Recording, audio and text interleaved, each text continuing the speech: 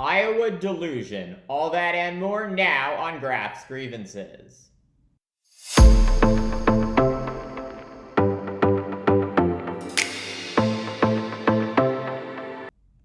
In a little more than 2 months, the presidential nominating contest officially begins, with the first in the nation Iowa Caucuses. Registered Republicans in the Hawkeye state choosing, before anyone else, who they want to be their party's presidential nominee. And with former President Donald Trump the far and away frontrunner for the nomination, many of those seeking to upend his reign are channeling their time and resources into Iowa, hoping desperately to shake up the race. The thinking goes, pull off an upset or even narrow loss to Trump in Iowa, and build momentum heading into successive primary and caucus states. And while that might sound like a logical plan, considering Trump's dominance and the dynamics of the race, in actuality, this strategy is delusional. History shows us that the winner of the Iowa Republican caucus is not predictive of who will win the party's nomination for president. In the 7 election cycles without an incumbent since 1976, Iowa Republicans have chosen the eventual Republican presidential nominee just twice.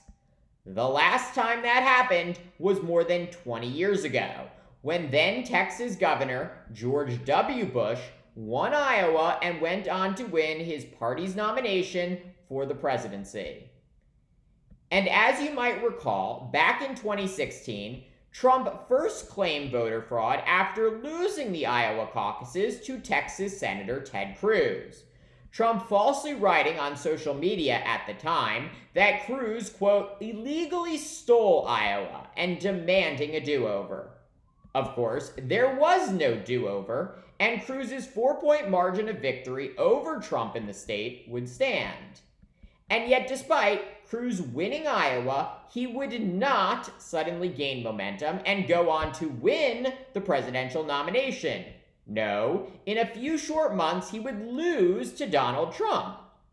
Cruz's fate mirroring that of Rick Santorum and Mike Huckabee, who also both won the Iowa Republican caucus and went on to lose their party's nomination to Mitt Romney and John McCain.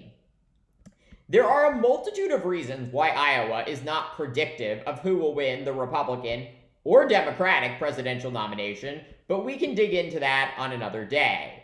What is important right now is understanding that the Iowa caucuses are rather pointless.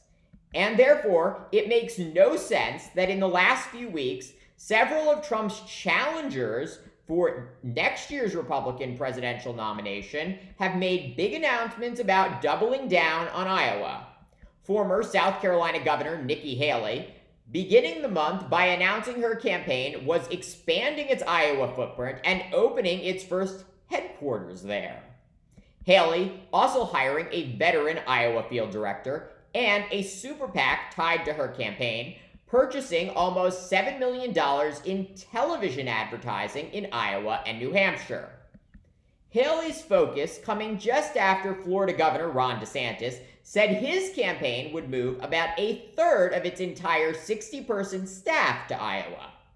DeSantis also pledging to visit all of Iowa's 99 counties as his campaign pours millions of dollars into advertising across the state.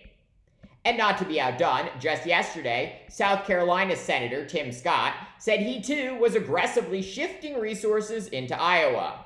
Scott's campaign pledging to go, quote, all in with plans to open a head campaign quarters there and shifting TV ad buys into the state. This frenzied rush into Iowa, inexplicable. It does not matter who wins the Iowa caucuses. Why do these people not understand this? There is no Iowa caucus bump. Republicans in successive primary and caucus states are not going to suddenly rush to support Haley, DeSantis, or Scott if they have a strong showing in Iowa. If Trump's challengers were actually serious about taking him on, they would unite behind one Trump alternative candidate and pool their resources to attack him. The millions of dollars being spent by Trump's opponents in Iowa is actually helping the former president. After the caucuses on January 15th, they will likely all be out of money and unable to continue their presidential runs, clearing the way for Trump to clinch the nomination after easily defeating whatever single-digit polling candidates remained. Thank you for watching Graph's Grievances. Let me know what you think. Please like, subscribe, share, and join me tomorrow for more.